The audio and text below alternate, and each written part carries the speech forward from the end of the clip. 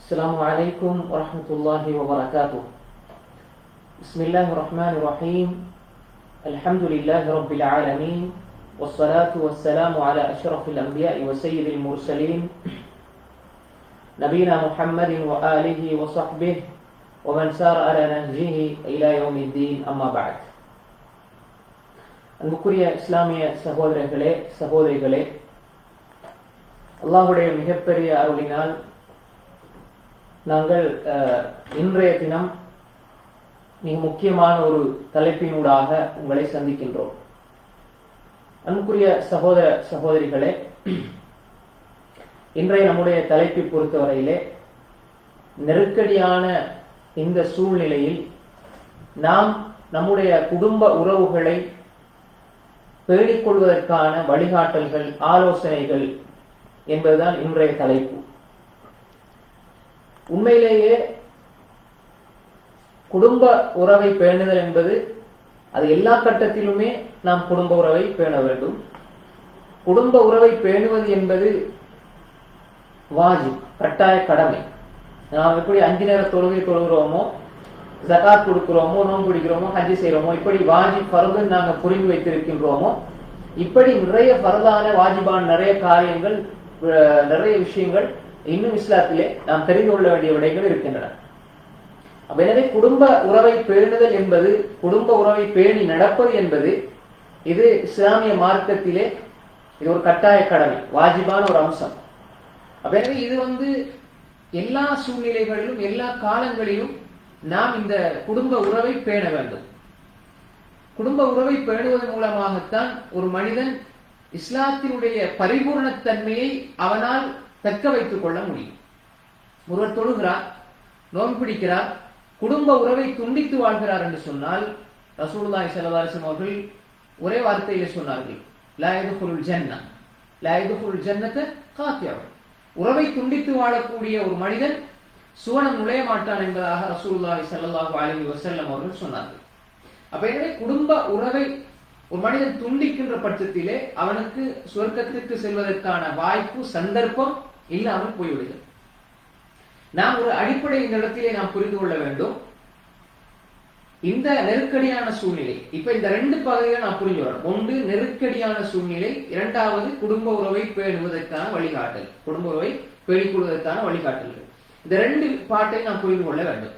பொதுவான காலங்களில் நாம் குடும்ப உறவை பேணி வாழ்வதற்கும் இந்த சூழ்நிலையில் நாம் குடும்ப உறவை பேணி வாழ்வதற்கும் வித்தியாசம் இருக்கிறது. இப்ப நெருக்கடியான நிலை என்று ஏன் நாம் சொல்கிறோம் என்றால், இந்த நெருக்கடியான நிலை இது இப்பொழுதுள்ள சூழ்நிலை மட்டும் வைத்து நாம் நெருக்கடியை புரிந்து கொள்ளக்கூடாது. ஒரு கஷ்ட சூழ்நிலை, எல்லா இடத்திலும் ஒரு நோய் பரவுகிறது, இப்படி ஒரு பிரச்சனை இருக்கும். அதே போன்று ஒரு ஊரிலே வறுமை ஏற்பட்டிருக்கிறது, பஞ்சம் ஏற்பட்டிருக்கிறது, அப்படியான ஒரு நெருக்கடியான சூழ்நிலை ஏற்படும். அதே போன்று ஒரு குடும்பத்திற்கு ஒரு நெருக்கடியான சூழ்நிலை ஏற்படும். இப்படி பல்வேறு வகையான நெருக்கடிகள் வாழ்க்கையில் ஏற்படும். அல்லாஹ் தஆலா சொல்கின்ற பொழுது மனிதர்களுக்கு எப்படியான நெருக்கடிகள் அல்லாஹ் கொடுக்கிறான். நெருக்கடி என்றால் அந்த நெருக்கடி, அந்த சூழ்நிலை என்பது நம்முடைய பாசை, நாம் புரிந்து கொள்ற பாசை என்றால் நெருக்கடியான சூழ்நிலை. ஆனா அல்லாஹ் தஆலா என்ன சொல்றான் அதுக்குன்னா, வலனபுலுவன்னக்கும், நாம் உங்களை சோதிப்போம், விஷயம் கொண்ட கொண்டு. அது பயமாக இருக்கும். ஊர்ல பயம், நெருக்கடி என்ன பயம். இப்ப இந்த பயம் பயங்கரமான ஒரு சூழ்நிலை. பயம் மக்களுக்கு மத்தியிலே ஏற்பட்டிருக்கக்கூடிய, அது எந்த பயமாகவும் இருக்கலாம். அச்சம் பீதி நிறைந்த ஒரு சூழ்நிலை. இப்ப இப்படியான ஒரு சூழ்நிலையில் குடும்ப உறவை சேர்ந்து வாழ்றது விஷயம் பசிவட்டினி. இப்ப எல்லாருக்கும், இப்ப நான் சாப்பிட்டா என் குடும்பம் சாப்பிடாது, என் குடும்பம் என்னுடைய தாய் தந்தையர்கள், நான் என்னுடைய மனைவி மக்கள், என்னுடைய சகோதர சகோதரிகள், என்னுடைய உறவினர்கள், இப்படி ஒரு பசி பட்டினியுடைய காலம் சூழ்நிலை. வடக்சி மேல் அம்பார், பொருளாதாரத்தில் எல்லாருக்குமே இப்ப குறைபாடு. யார் எடுத்தாலும் தொழில நஷ்டம், தொழில இப்ப மாதிரி இல்ல, இப்படியான ஒரு சூழ்நிலை ஏற்படுகிறது. இப்படி ஒரு நெருக்கடியான சூழ்நிலை அல்லாஹ் தஆலா இந்த மாதிரி விஷயங்களை கொண்டு சோதிப்பான். அது ஒரு ஊரை சோதிப்பான், அல்லது ஒரு குடும்பத்தை சோதிப்பான். ஒரு குடும்பம் வேண்டா, உம்மா பாப்பா, அதை கொண்டு கணவன் மனைவி பிள்ளைகள் சொந்தக்காரர், அவங்களுடைய சின்னம்மா பெரியம்மா, இப்படி வரக்கூடிய உறவினர்கள், இவங்க மட்டும் அந்த ஊர்ல சோதிக்கப்பட்டிருப்பார்கள். அப்ப அல்லாஹ் தஆலா இங்க சொல்றான், விஷயம் பொருளாதார ரீதியாக வலான்புஸ் உயிர் உயிர் சேதம் ஏற்படும். உயிர் நாம பார்க்கிறோம் என்னன்னா இன்னைக்கு உயிர் பல இடங்கள்ல கொத்து கொத்தாக மனிதர்கள் மரணிக்கின்ற ஒரு சூழ்நிலை நாம் பார்க்கிறோம். இது இப்போ உள்ள சூழ்நிலை மட்டுமல்ல, சில கட்டங்களிலே ஒவ்வொரு தொற்று நோய் பரவும், ஒவ்வொரு பேர்ல வரும். அது வந்து கொண்டுதான் இருக்கும். அதுல சாதா பாதகங்கள் வந்து கூட குறைய இருக்கும். இப்ப ஒரு தொற்று நோய் வந்து இருக்குது, அதை என்ன செய்ய வேண்டாம், அதனுடைய பாதம் கூட இப்ப வந்திருக்கிறது போல முன்னாடி வந்து இல்லை. அப்படின்னா முன்னாடி நாம் பார்த்த வகையில் முன்னாடி வந்து இல்லை. ஆனா வரலாற்றுல பதியப்பட்டிருக்கு இப்படியான ஒரு தொற்று நோய் பஞ்சம் எல்லாம் பதியப்பட்டிருக்கிறது. ஆனால் நாம் வாழ்கின்ற இந்த சூழ்நிலையை பொறுத்தவரையில், நாம் வாழ்கின்ற இந்த சூழலை பொறுத்தவரையில இப்படியான ஒரு சூழ்நிலை நாம் கண் கூடாக பார்க்கிறோம். பள்ளிவாசல் மூடப்பட்டிருக்கிறது, பாடசாலைகள் மூடப்பட்டிருக்கிறது, மதரசாக்கள் மூடப்பட்டிருக்கிறது, வேலைத்தலங்கள் மூடப்பட்டிருக்கிறது, எல்லோரும் வீட்டுக்குள்ளே இருக்கக்கூடிய ஒரு சூழ்நிலை. ஆனா இதை பத்தி ரசூலுல்லாஹி ஸல்லல்லாஹு அலைஹி வஸல்லம் ஹதீஸ்ல தெளிவாக சொல்லிட்டாங்க. இப்படியான நோய்கள், கொள்ள நோய்கள் பரவுகின்ற பொழுது யார் வீட்டுக்குள்ள தங்கி இருப்பாரோ, பொறுமையாக இருப்பாரோ, நன்மை ஆதரவு வைத்து இருப்பாரோ, அவர் மரணித்தால் மரணிக்காவிட்டாலும், இப்னு ஹஜர் அது விளக்கம் சொல்லுவாங்க அந்த ஹதீஸுக்கு, மரணித்தால் மரணிக்காவிட்டாலும் வீட்டுக்குள்ள தங்கி ஒதுங்கி அந்த நோயிலிருந்து தன்னை பாதுகாத்துக் கொள்வதற்காக வீட்டோட இருப்பாராக இருந்தால் அவருக்கு ஷஹீதுடைய உயிர் தியாகம் செஞ்சு, போராட்ட காலத்துல போய் உயிர் தியாகம் செஞ்சு ஒருவர் கொடுக்கிற கூலி அல்லாஹ் என்ன செய்வான், அவர் கொடுப்பான். அவர் மரணித்தாலும் சரி, மரணிக்காவிட்டாலும் சரி. அப்ப எனவே இப்படியான ஒரு சூழ்நிலை நான் பார்க்கிற இந்த சூழ்நிலையை பொறுத்தவரையில இது இப்படியான ஒரு சூழ்நிலை தான் இன்று ஏற்பட்டிருக்கிறது.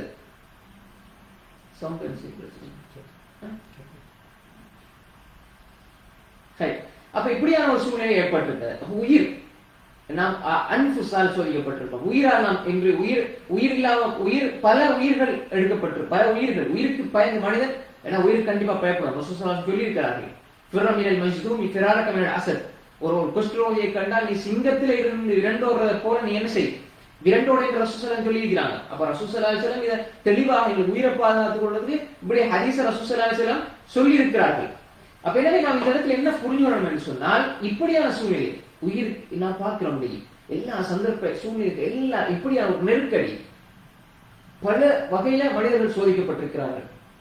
உலகத்தில் இருக்கிற எல்லா மக்களும் பெரும்பான்மை 90% மக்கள் சோதிக்கப்பட்டிருக்கின்ற ஒரு சூழலில் நாம் வாழ்ந்து கொண்டிருக்கிறோம். அதே போன்று வர்த்தமா விளைச்சல்கள், அதே போன்று பழங்கள், விளைச்சல்கள், அவங்களுடைய விவசாய நிலங்கள், இப்படியான விஷயங்கள்ல ஒரு நெருக்கடி வாழ்க்கை, இப்படி அவங்க மனிதனுடைய வாழ்க்கையோட சம்பந்தப்பட்ட எல்லா விஷயம் இப்படி உள்ள நெருக்கடி நிலை, அது நோயாக இருக்கலாம், நான் சொன்ன மாதிரி பொருளாதார சேதமாக இருக்கலாம். இப்படி ஒரு சூழ்நிலையிலே நாம் எல்லோரும் முன்பு ஒரு மாசம் அல்லது ஒரு வாரம் 2 வாரங்களுக்கு முன்னால் உள்ள சூழ்நிலையை விட இப்பொழுது நாம் இருக்கின்ற இந்த சூழ்நிலையை பொறுத்தவரையிலே மிக ஒரு இக்கட்டான ஒரு சூழ்நிலை, மிக ஒரு பயங்கரமான சூழ்நிலை. ஏன்னா ஆரம்ப கட்டத்துல அந்த நெருக்கடி சூழ்நிலை ஆரம்பமாகி கொஞ்சம் கொஞ்சம் வார நேரம் ஏதோ ஒரு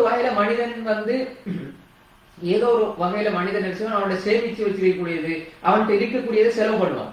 இப்ப 2-3 மாசத்துக்கு ஒருவருக்கு தொழிலே இல்லை.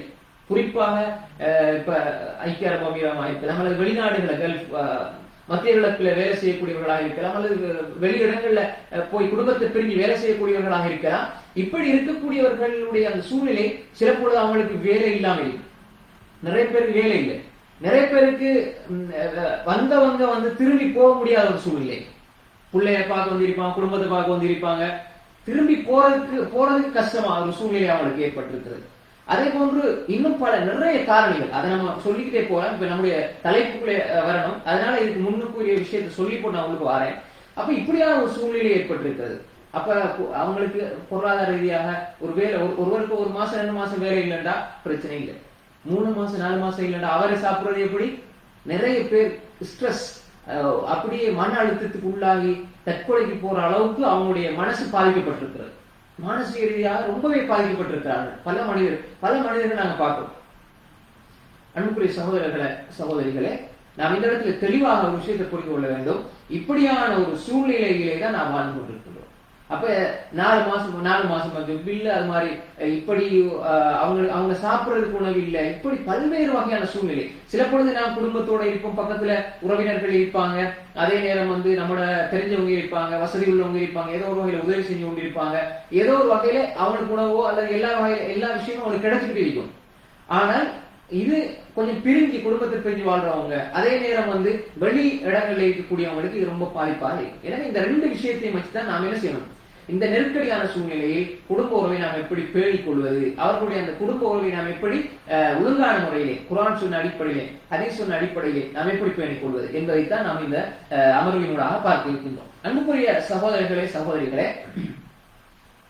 இப்ப நாம் முதலாவதாக ஒரு விஷயத்தை புரிந்து கொள்ளணும். குடும்ப உறவை பேணிக் கொள்வது இது எல்லா கட்டத்திலுமே நாம் ஏற்கனவே சொன்னது போல வாஜிப்.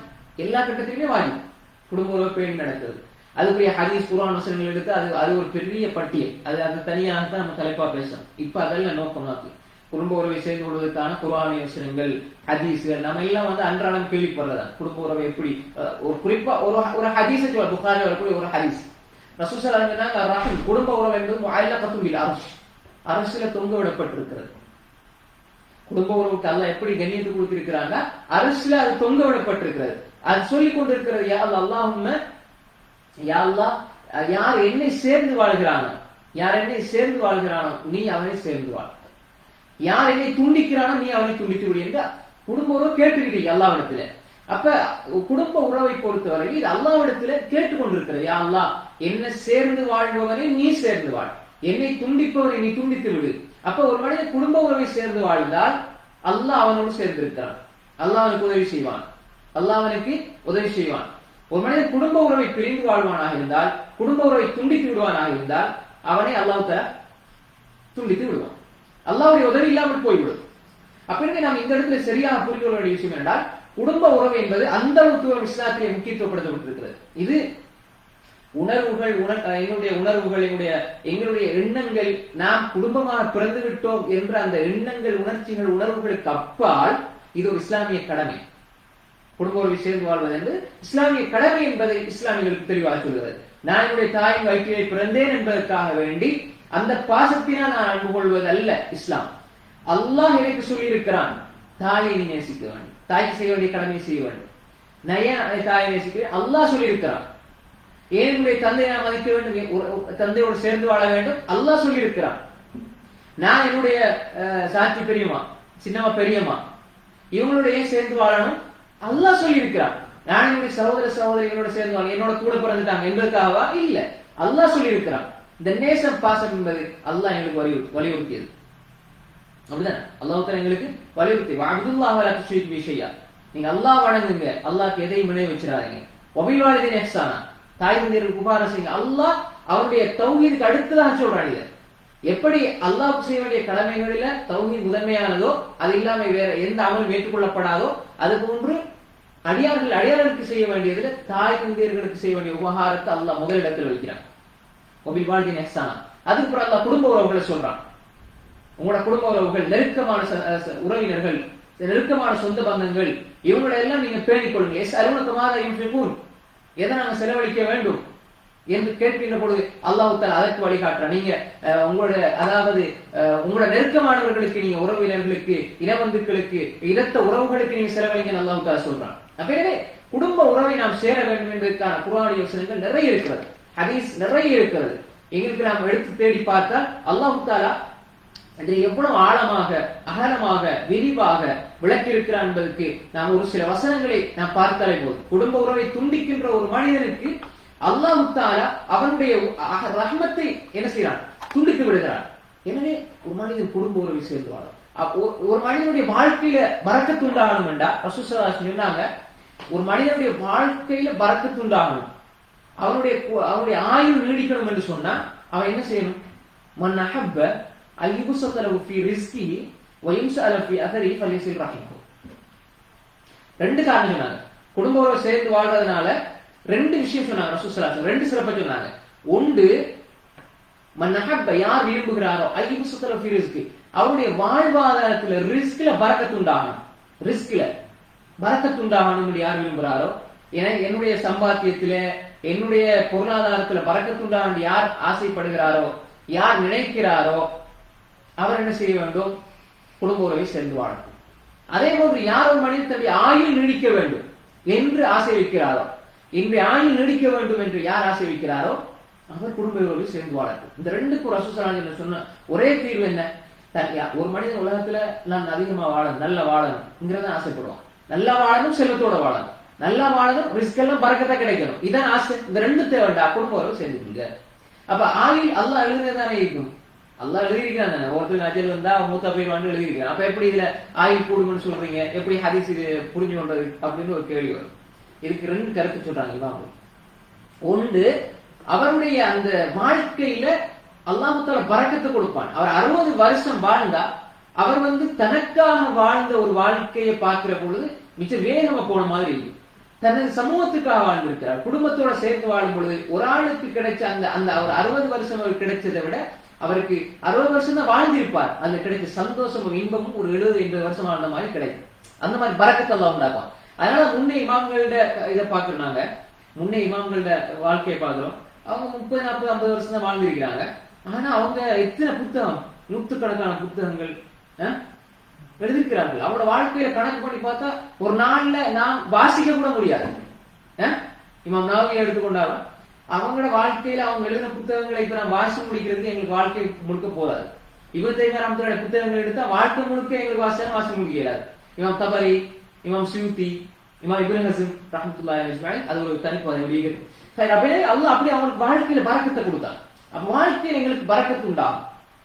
அதே நேரம் இன்னும் இதற்கு நிறைய விளக்கங்கள் இருக்கிறது. அல்லாஹ் தஆலா இவருடைய வாழ்க்கையில அல்லாஹ் தஆலா பரக்கத்தை கொடுப்பான். அதே போன்று குடும்ப உறவோடு சேர்ந்து வாழுகின்ற பொழுது இவருக்கு ஒரு கஷ்டம் வரும் பொழுது எல்லாரும் சேர்ந்து வருவாங்க.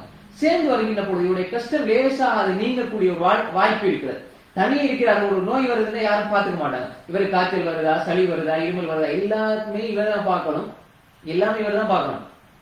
இவருக்கு உதவி செய்ய ஆரம்பிக்க மாட்டாங்க. அதே வீட்டுல இருந்து ஏதாவது ஏற்பட்டா உம்மாட என்ன சொல்லுவாங்க, உம்மாட உம்மா உம்மாட உம்மா பாட்டி ஓடி வருவாங்க, சின்னம்மா ஓடி வருவாங்க, பெரியம்மா ஓடி வருவாங்க.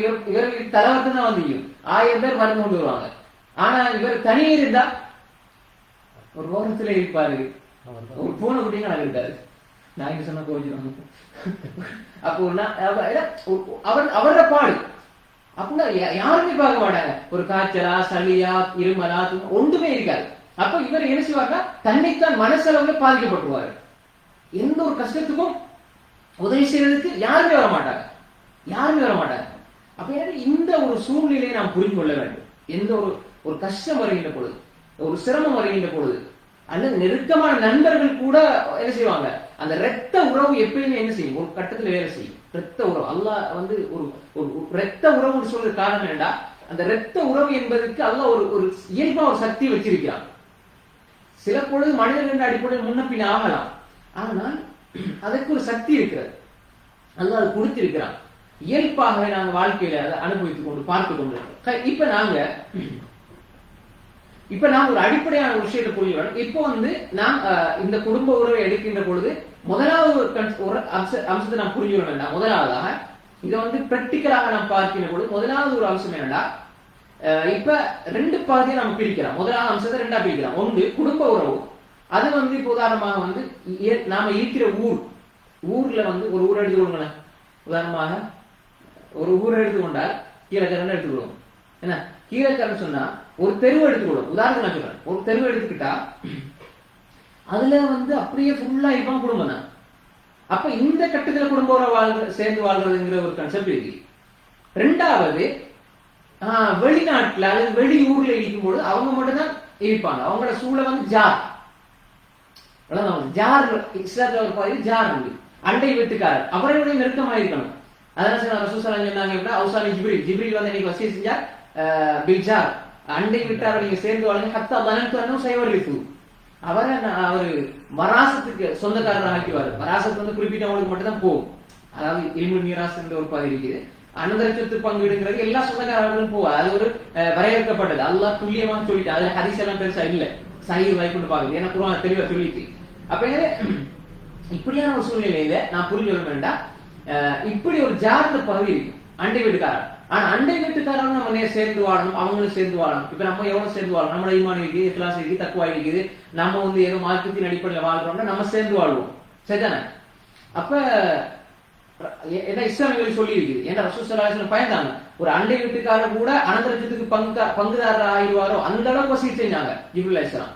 அப்ப இவருக்கு இஸ்லாம் இருக்குன்னா அவர் சேர்ந்து வாழ்வார். அப்ப அண்டை வீட்டுக்காரர் சேர்ந்து வாழ்றதுக்கு அவருக்கு இஸ்லாமிய கிளாஸ் எல்லாம். அப்ப அவங்க என்ன செய்ய மாட்டாங்க, ஒரு வேளை அவர் நல்லவராக சேர்ந்து வாழ்வார். அப்ப நமக்கு பக்கத்து வீட்டுக்காரன் இருப்பான், 2, 3, 4 ஒரு 50 பேர் இருக்கிறாங்க, 50 வீடு பக்கத்துல இருக்குன்னு சொன்னா 50 பேர் 50 மாதிரி இருப்பாங்க, 50 உலகமா இருக்கு. ஆனா இது அண்டை வீட்டுக்காரருக்கு குடும்பமா இருந்தா இவங்களோட ஹெல்ப் இல்லைன்னா அவங்களோட ஹெல்ப் வரும். யாராவது ஒரு நாள் எப்பயாவது நல்லா சமைச்சாங்கன்னா கொடுத்து அனுப்புவாங்க. பாக்குறமா இல்லையா? அது ஒரு சுண்ணா.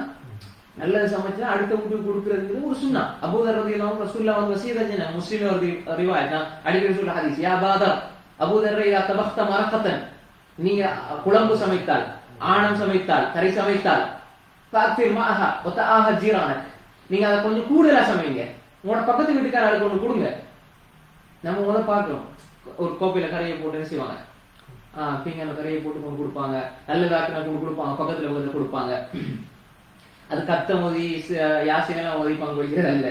அல்லது இந்த கல்யாணத்துக்கு ஒரு திருமணம் வந்தா அதுல அது அந்த விதத்தை நான் சொல்ல வரீங்க, வளமையை எப்பயும் கொடுத்து வர்றது, அல்லது ஒரு விசேஷம் ஆக்குற பொழுது பக்கத்து வீட்டுக்காரர்கள் கொடுக்கறது, இதுதான் சொல்லலாம். அப்ப நாம இதுல தெளிவா கொஞ்சம் ஒரு விஷயம் வேண்டாம். நான் என்ன செய்யணும், அப்ப அண்டை வீட்டாளர்கள் கொண்டு கொடுக்குறது. இப்ப இப்ப இப்ப எங்களோட குடும்ப உறவுகளா இருந்தா என்ன செய்வாங்க, வந்து தந்து கொண்டே இருப்பாங்க, வந்து கொடுப்பாங்க, உதவி செய்வாங்க. ஒரு 50 பேர் வளர்ச்சியோட இருப்பாங்கன்னு சொன்னா உதவி செஞ்சு கொண்டே இருப்பாங்க. இந்த 2 பகுதியையும் வச்சுதான் நாம் இதை செய்யணும், புரிந்து கொள்ள வேண்டும். எங்க இருந்தாலும் கணவன் மனைவி தனி இருக்கிறாங்க, ஒரு வெளிநாட்டிலே வெளியூர்ல இருக்கிறாங்க, பிள்ளைகள் ஒரு 3 பேர் 4 பேர் இருக்கிறாங்க, இப்படி ஒரு சூழ்நிலையில குடும்ப உறவு இருக்கும்.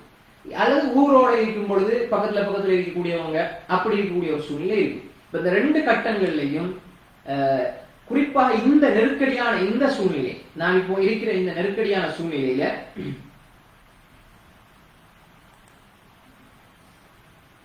நாம் இருக்கிற இப்ப இந்த நெருக்கடியான இந்த சூழ்நிலையில நாம் குடும்ப உறவை சேர்ந்து வாழ்றது, அது அல்லாம இன்னும் நம்ம பொதுவாக வாழக்கூடிய காலங்கள்ல கூட குடும்ப உறவுல விரிசல் வராம இருக்கிறது, பிரச்சனைகள் வராம இருக்கிறது, அல்லது வந்த பிரச்சனையை நம்ம வந்து மிக இலகுவா ஹேண்டில் பண்றதுக்குரிய சில தீர்வுகளை நான் இன்ஷா அல்லாஹ் சொல்றேன். இப்ப இதை பாருங்க, பிரச்சனைகள்ங்கிறது வந்து பாக்குற கண்ணை பொறுத்தான் பிரச்சனைகள் இருக்குது.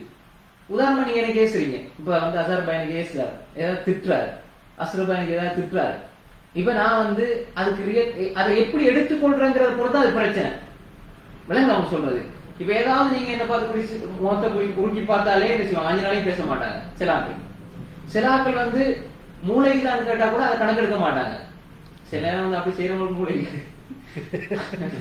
அது விஷயம்.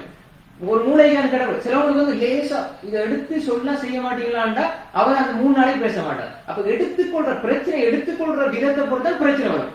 சிலவங்களுக்கு வந்து வைஃப் வந்து திட்டாத நாளே இல்லை, அவருக்கு வந்து ரோசமும் ஒன்று வராது. ஏன்னா அவருக்கு வந்து பழைய பேச்சு உண்டு. 2வது வந்து சரி இதோட முடிஞ்சது வாழ்க்கை. ஏதாவது செஞ்சா சாரி என்னத்தை சொன்னாலும் சரி, அப்ப வாழ்க்கையில செய்யும். அப்ப அந்த மாதிரி சில மக்கள் இருக்கிறாங்க. இப்ப இப்படி வந்து குடும்ப வாழ்க்கையில இப்படி போகக்கூடியவங்க இருக்கிறாங்க. இன்னும் சில ஆளுக்கு உப்பில்லாடி தூக்கி அடிச்சுட்டு போயிடுவாங்க சாப்பாடை ஒரு வீசு, அப்படிப்பட்டவங்க இருக்கிறாங்க. எப்படிப்பட்ட மனிதர்களாக இருந்தாலும் பிரச்சனை என்பது குடும்ப உறவுல வரக்கூடிய பிரச்சனைகள் என்பதை தீர்க்கிறது என்பதற்கு முன்னாடி அந்த பிரச்சனைகளை நம்ம பார்க்கிற விதம் இருக்கு.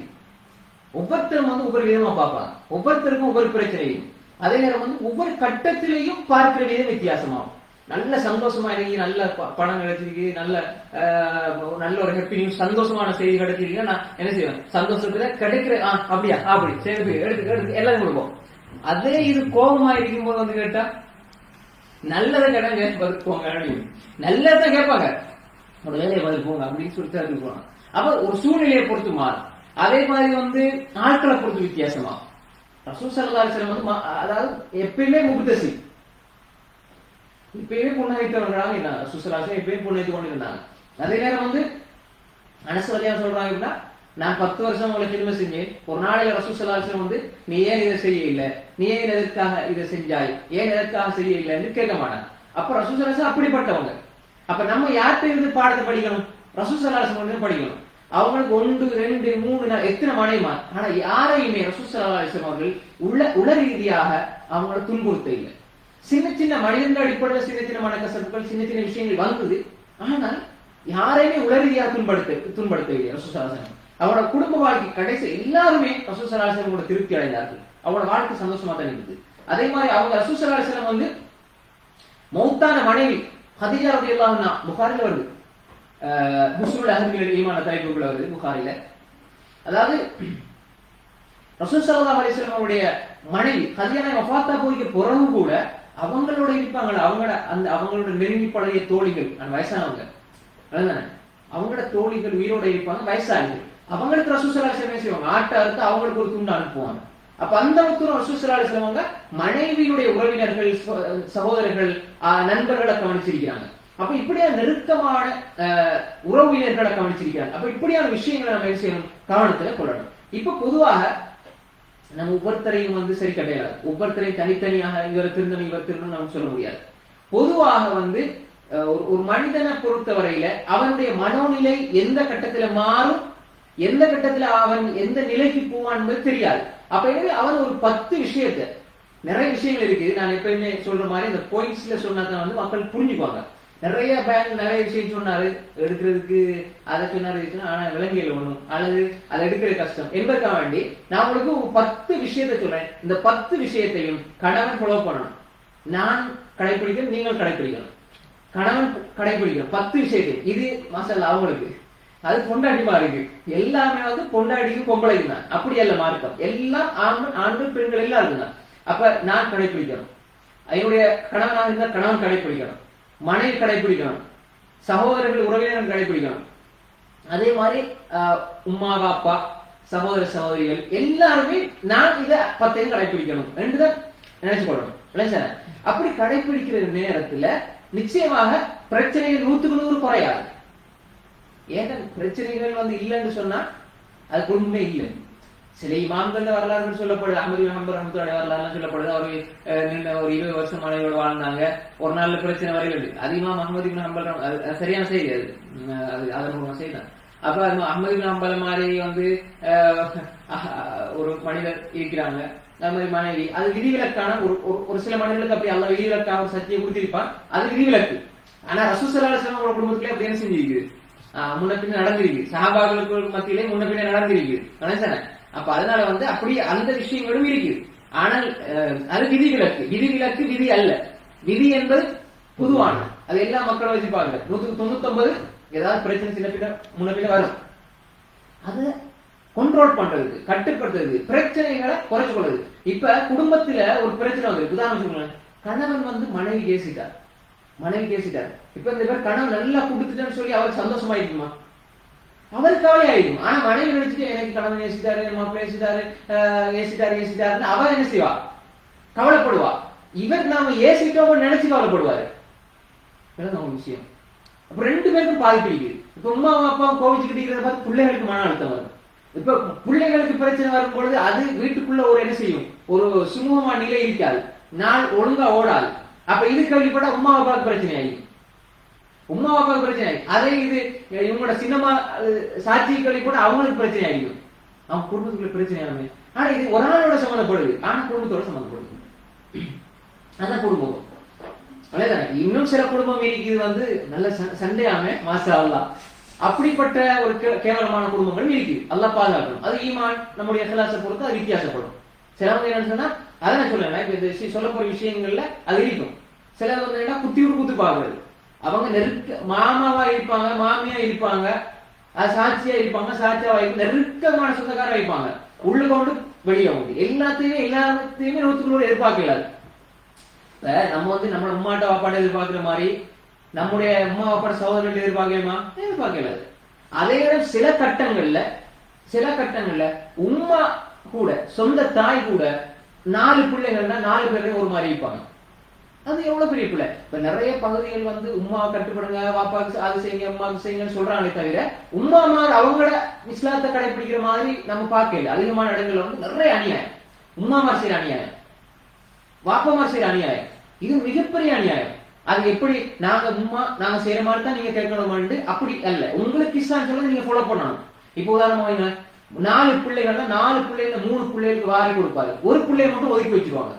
ஒரு பிள்ளை வெளிநாட்டுல கஷ்டப்பட்டு தங்கச்சிக்கு தாத்தா சகோதர சகோதரிகளை கல்யாணம் முடிச்சு கொடுப்பாரு. அவர் இங்க பார்த்தா எல்லா சொத்தையும் பங்கு வச்சு அவனுக்கு வாழ்றதுக்கு அவனுக்கு கொண்டாடி கொண்டு இல்லாம. அது உண்மை அநியாயம்.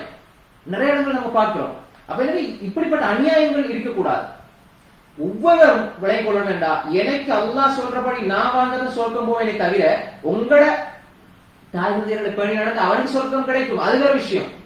ஆனா நீங்க சொர்க்கம் போறதுக்கு உங்களோட அவன் தான் காரணம். எந்த மகன் வந்து பெரிய ஆலிம், எந்த மகன் ஹாபிஸ், எந்த மகன் தொழுகிறாரு ரிபாத செய்யறான்னு சொல்லி நீங்க சிகரெட் அடிச்சு ரோட்ல போனா தொழுகை இல்லை ஒன்றும் இல்லை அப்படின்னா அவன் நீங்க சொர்க்கம் போயிடாது. அது வாப்பம்மா என்ன செய்யணும், அதை சரியா புரிஞ்சுக்கணும். உமாமா பிள்ளைகள விஷயத்துல சரியா இருக்கணும், அநீதியாக செயல்பட்டு கொண்டு அப்படி இருக்க கூடாது. அது மாதிரி குடும்ப உறவுகள் அவங்களுக்கு மத்தியில குத்தி காட்டி அவங்களுக்கு மத்தியில பிரச்சனைகள் உருவாக்கக்கூடிய நிலையில குடும்ப உறவுகள் இருக்கக்கூடாது. எனவே எல்லோரும் சுமூகமாக இருக்கிறதுக்கு சில மிக முக்கியமான அம்சங்கள், இத விரிவான பகுதி நான் சுருக்கமாக சில விஷயங்களை சொல்றேன். முதலாவதாக நம்மளோட வாழ்க்கையில ஒவ்வொருத்தரும் எடுத்துக்கொள்ளணும் குடும்ப உறவு. இந்த குறிப்பாக இந்த சூழ்நிலையில வந்து நெருக்கடியான இந்த சூழ்நிலையில அதிகமாக வந்து முன்ன பின்ன நடக்கிறது வாய்ப்பு இருக்கு. எல்லாத்துக்குமே அடிப்படை என்ன தெரியுமா, மன்னிக்கிற பண்பு வரணும். முதலாவது என்ன, மன்னிக்கிற பண்பு வந்துட்டா பிரச்சனை 50% இல்லாம போயிடும். மன்னிக்கணும், அதிகமா மன்னிக்கிற பழக்கம் வரணும். மன்னிக்கிறதுல என்ன குறைஞ்சு போகுது, ஒன்றுமே. ஆனா அல்லாஹ் என்ன சொல்ல தெரியுமா, நீங்க இன்னொருவரை மன்னிக்கிறதுனால அல்லாஹ் உங்களை மன்னிக்கிறான். அலா துஹிப்பூன யக்ஃபிரல்லாஹு லக்கும். அபூபக்கர் ரலியல்லாஹு அன்ஹு மிஸ்டேக் உஸாஸா ரலியல்லாஹு அன்ஹு செலவழித்து கொண்டிருந்தாங்க. ஆயிஷா ரலியல்லாஹு அன்ஹு விட்டுக்கிட்டப்பட்ட சமூகத்தின் விஷயத்துல அவர் சம்பந்தப்படுறாரு. சொன்னார், நான் அவருக்கு செலவழிக்க மாட்டேன், குடும்ப உறவினர் தான் செலவழிக்க மாட்டேன்னு சொன்னாரு. அல்லாஹ் கேட்கிறான், அலா துஹிப்பூன யக்ஃபிரல்லாஹு லக்கும், நீங்க அவரை மன்னிங்க, அல்லாஹ் உங்களை மன்னிக்கிறது நீங்க விரும்ப இல்லையா? அப்படிங்கிறது மன்னிக்கிற பண்பு வரணும். கணவன் மனைவி மன்னிக்கிற பண்பு வரணும். மன்னிக்கிறதால என்ன, நம்ம வந்து உலகத்துல எல்லாத்தையும் மன்னிப்பு கேட்போம், மனைவிட்ட மன்னிப்பு கேட்க மாட்டோம். மனைவி கணவன்கிட்ட மன்னிக்கிறது இருக்கும் இல்லை. அப்புறம் வந்து பேசட்டுமே, என்னதான் பிரச்சனை ஆயிடுதானே என்ன மன்னிச்சுன்னு ஒரு வார்த்தை சொல்லும்போது ஒரு 100% கோபத்திலேயும் செய்யும், 80% குறைஞ்சிடும். என்ன மன்னிச்சிருக்க, நான் செஞ்சது சரியாக இருந்தா கூட நீங்க குடும்பத்துக்கு மத்தியில ஒற்றுமை வரணும் வேண்டா, எல்லா பக்கம் சரி இருக்குது ரெண்டா கூட நம்ம என்ன செய்ய மன்னிப்பு கேட்கணும். மன்னிப்பு அது எந்த பிரச்சனையும் இல்லை. நான் வந்து தவறு செஞ்சாதான் மன்னிப்பு கேட்பேன் அப்படி இஸ்லாத்துல இருக்குதா, நான் தவறு செஞ்சாதான் மன்னிப்பு கேட்பேன். அப்புறம் ரசூல் ஸல்லல்லாஹு அலைஹி வஸல்லம் என்ன செஞ்சாங்க, யா அல்லாஹ் என்ன மன்னிச்சு சொன்னாங்க ரசூல் ஸல்லல்லாஹு அலைஹி வஸல்லம். அப்ப அல்லாஹ் தஆலாக்கு அவங்க உபரான மாறு செய்யறாங்களா? இல்ல, அல்லாஹ்வுடைய தரஜா கூடுதா அவங்களுக்கு. அல்லாஹ்வுக்கு சுக்ர் நன்றி உள்ள அடியாராக அவங்க இருக்கிறது விருப்பப்பட்டாங்க. அப்ப நம்ம அப்படி சொல்ற நேரம் இருக்கிற கோபம் போய் அன்பு கூடும். அதுலயே நம்ம புரிஞ்சுக்கணும். அப்ப மன்னிக்கிற பழக்கம் வரணும். எந்த ஒரு விஷயமா இருந்தாலும் பிள்ளைகளை ஏதாவது தவறு செஞ்சா நீங்க அழகான முறை சுட்டி காட்டி மன்னிங்க. கணவன் மனைவியை மன்னிங்க, மனைவி கணவனை மன்னிங்க. மன்னிப்பு கேளுங்க, மன்னிப்பு கேளுங்க. என்ன நான் அப்படி தவறு செஞ்சிருப்பா, நீங்க மன்னிச்சுங்க, நான் அப்படி ஒரு விஷயம் செஞ்சு மன்னிச்சுங்க. அது வந்து உள்ளத்துக்கு என்னத்தை உண்டாகும், அன்பு உண்டாகும். அது அல்லாஹ் உங்களை மன்னிப்பான். உங்களோட உள்ளத்துக்கு அல்லாஹ் வந்து அமைதியை தருவான். மன்னிக்கிறதுனால உள்ளத்துக்கு அமைதி கிடைக்கும். நீங்க வெறுப்பை வந்து தேக்கி வச்சுக்கிட்டு இருந்தா அது என்ன செய்யும், வெறுப்பு ஒரு மனிதன் நெருப்புக்குள்ள இருக்கிற மாதிரியே இருக்கும். மன்னிச்சு அவர் மன்னிக்க, நீங்க மன்னிக்க இல்ல உன்னை மன்னிக்கவே மாட்டேன் அப்படின்னு அவர் சொல்றாராக இருந்தா உண்மையிலேயே அவர் கொஞ்ச நாள் மன அழுத்தத்தால பாதிக்கப்படுவார். இது நான் சொல்றது வந்து குர்ஆன் ஹதீஸுடைய சாறு. யார் மன்னிக்காம கோபம் குரோதத்தை அடக்கி வச்சு கொண்டிருப்பாரோ அவர் நாளடைவில் ஸ்ட்ரெஸ் மன அழுத்தத்தினால பீடிக்கப்படுவார். அவர் குழப்பிக் கொள்வார். அப்படியான ஒரு சூழ்நிலை உருவாய். குடும்பத்துல அது எவ்வளவு பெரிய தவறாக இருந்தாலும் மன்னிங்க. அல்லாஹ் ஷிர்க்கே மன்னிக்கிறான். அல்லாஹ் தஆலா எதை மன்னிக்க எல்லாரையும் அல்லாஹ் உன்னோட இன்னொருத்தரை நான் வணங்குவேன் இன்னொருத்தரை சேர்ப்பேன்னு சொன்னவனை கூட அல்லாஹ் மன்னிக்கிறான். எப்ப அவன் மனம் உருகணும். சிறுப்போட மூத்த போனதை மன்னிப்பு இல்லை என்ன, அவன் மன்னிக்கிறாங்களா. நம்ம வந்து அவ்வளவு பெரிய தவறு. சரி, நம்ம என்ன சொல்றோம், ஒரே கோப்பையில ஒரு வீட்டுல ஒண்டா இருந்து தாத்தா தங்கச்சி ஒன்னா சாப்பிட்டு இருப்பாங்க. இப்ப கல்யாணம் முடிச்சு வேற வேறையா போயிடுவாங்க. இப்ப பிள்ளைகளுக்கு மத்தியில விளையாடும் போது ஒரு சின்ன பிரச்சனை வந்துடும். இது குடும்ப பிரச்சனையா மாறும். இது எப்படி மாறுது கடைசியில, அப்படி 2 வருஷம் 3 வருஷம் பகையா மாறி உன்னை மையத்துக்கு நான் வர மாட்டேன், மௌத்துக்கு வர மாட்டேன், அவளை மூஞ்சியே காட்டாது. அப்ப இது பரம்பரையாக ஒரு பெரிய விரிசலை உண்டாக்கிடும். பாக்குறோமா இல்லையா, நிறைய இடங்கள் அப்படி பாக்குறோமா இல்லையா. அப்ப என்ன இப்படியான ஒரு சூழ்நிலை நம்ம என்ன செய்யக்கூடாது, உருவாக்கி கொள்ளக்கூடாது. மன்னிப்பு என்பது வாழ்க்கையினுடைய அடிப்படை, அதை நம்ம பேணிக் கொள்ள வேண்டும். 2வது விட்டு கொடுத்து வாழணும். முதலாவது என்ன, மன்னிக்கணும். 2வது விட்டு கொடுக்கணும். இப்ப நிறைய பேர் கௌரவிச்சுக்க ஈகோ வாழ்க்கையில மிகப்பெரிய பிரச்சனை என்னன்னா ஈகோ. நான் பெரியாளா நீ பெரியாளா பாப்பமே, இன்னைக்கு இவ செய்யறாவா இல்லையா? இவ வாப்பா இங்க இல்லையா? இன்னைக்கு நிறைய பேர் எப்படி யோசிக்கிறா, என் வாப்பா அங்கால, என் உமா அங்கால, என் வைஃப் வந்து சாப்பாடு தட்ட வச்சிருக்கிறா, இப்ப நான் சாப்பிட்டேன். அவன் ஏதோ அசதி, பெண்களுக்கு நிறைய பிரச்சனைகள் இருக்கு, அவங்க போய் படுத்துருவாங்க, அவங்களுக்கு உடம்பு, அதெல்லாம் சொல்லி கொண்டே இருக்க மாட்டாங்க. வாப்பா அம்மா பாக்குறேன் சாப்பிட்ட கோப்பைன்னு சொல்லுவாங்க, கோப்பைய வந்து கழுவி வைக்க மாட்டா, அவ கழுவி வைக்க மாட்டாவோ, மாப்பிள்ளை சாப்பிட்டதை எடுத்து வைக்க மாட்டாவோ, அவளுக்கு என்ன அப்படி இப்படின்னு இவங்களுக்கு விளங்காது அவருடைய சூழ்நிலை. இங்க பாப்பா அம்மாவும் இங்க மகனை ஏற்றி விடுறது வந்து எடுத்துக்கிட்டு நானே என்ன செய்வேன், ரசூல்லா எப்படி செஞ்சா தெரியுமா, நீ படுமான்னு சொல்லி நம்ம கழுவி வைக்கிறது, நம்ம என்ன குறைஞ்சா போகுது பாக்கு வரட்டுமாங்க மாப்பிள்ளை. இது நிறைய நம்ம வந்து இந்த குறை சொல்லக்கூடாது. சில கலாச்சாரம், வேற்று மதங்கள்ல இந்த கலாச்சாரம், அந்த கணவனுக்கு அப்படியே ஒரு அடிமையாக ஊழியம் செய்யக்கூடிய பெண்ணை தான் நம்ம பார்க்கிறோம். ரசூல் ஸல்லல்லாஹு அலைஹி வஸல்லம் என்ன செஞ்சாங்க, புகாரில வருது, ரசூல் ஸல்லல்லாஹு அலைஹி வஸல்லம் வந்து தொழுகைக்கு போற அந்த மஸ்ஜிதுல கழிக்கிற, சஹாபாக்களோட கழிக்கிற நேரங்கள் அல்லாத நேரத்தில் என்ன செய்வாங்கடா, ரொட்டி சுடுறதுக்கு மாவு கழுவாங்க, உடுப்பு கழுவுவாங்க, தன்னுடைய பிஞ்ச செருப்பு தைப்பாங்க கையால. இதை விட வேற என்ன வேணும்? நீங்க ரசூலோட பெரிய ஆளா, நாங்க ரசூலோட பெரிய ஆளா? இல்ல. அப்ப பாப்பா அம்மா பார்த்துட்டீங்கன்னா இப்படி விடக்கூடாது, அதுலயே ஒரு பிரச்சனை. அப்படியா? அதே மாதிரி பெண்கள் பார்க்கணும். பெண்கள் நம்ம யோசிக்கணும் வேண்டாம், ரைட், நமக்கு சில கடமைகள் இருக்குது, மேலதிகமாக நம்ம செய்யலாம். அதே நேரம் வந்து ஆண்கள் அவங்களோட உணர்வுகளை புரிஞ்சு விடணும், பெண்கள் எங்களோட உணர்வுகளை புரிஞ்சு விடணும். குறிப்பாக விட்டு கொடுத்து வாழணும், சந்தோஷமா இருக்கலாம். ரைட், ஒரு கட்டத்துல வந்து ரைட் எந்த பக்கம் பிள்ளை வந்துட்டு மன்னிச்சுங்கன்னு சொல்லுங்க, முடிஞ்சது, விட்டு கொடுங்க, இறங்கி போங்க. என்னட்ட கேட்காம கல்யாணம் நடக்கட்டுமா? உங்களை பொண்ணெடுத்தது முதல்ல நான் தான். தங்கச்சி கல்யாணம் என்ற ஒரு வார்த்தை கேட்கலையே, என்னடா இது? அப்துல் ரஹ்மான் கல்யாணம் முடிச்சு பழிக்காரரு, இதெல்லாம் அப்புறம் சூப்ரான் என்ன கல்யாணம் முடிச்சு அந்த வாசனை திரவியம் அந்த மஞ்சள் நிறத்துல இருக்கும். அத என்னடா அந்த அந்த அவங்க கல்யாணம் முடிச்சு அடையாளம், அந்த பெர்ஃபியூம் மாதிரி அந்த வாசனை திரவியம். ரசூலா கேட்டாங்க, அப்துல் ரஹ்மான் கல்யாணம் முடிச்சிட்டீங்களா? ரசூலா தெரியா திருமணம் முடிச்சிருக்கிறாங்க, உங்களுக்கு தெரியாம அவன் கல்யாணம் பேசுறதுக்கு பிரச்சனை. ரசூலா அவருக்கு கூட விசார் அப்படின்னா நீங்க ஒரு ஆட்டை கொண்டு என்ன செய்யுங்க, வலிமா கொடுங்க. அதே நேரம் கல்யாணத்துக்கு உங்களோட வாப்பா எனக்கு வந்து பத்திரிகை தரீங்க, அது ஒரு பிரச்சனை. யாராவது ஒரு தம்பிக்கு பிரச்சனை, ஒரு 1000 இடத்துக்கு போக வேண்டியிருக்கும். சரி, நம்மளோட நெருங்கிய ஆட்கள் தானே, தம்பிகிட்ட கொடுங்க, கொண்டு கொடுத்து போன, என் ஊர்ல பெரிய ஆள் இல்லையா? இப்படி அந்த ஈகோ, அது என்னன்னு சொன்னா இது ஒரு மனநோய். மொத்தத்துல இதை சொல்ல போனா மனநோய். சும்மா இயல்பாக நான் வாழணும்.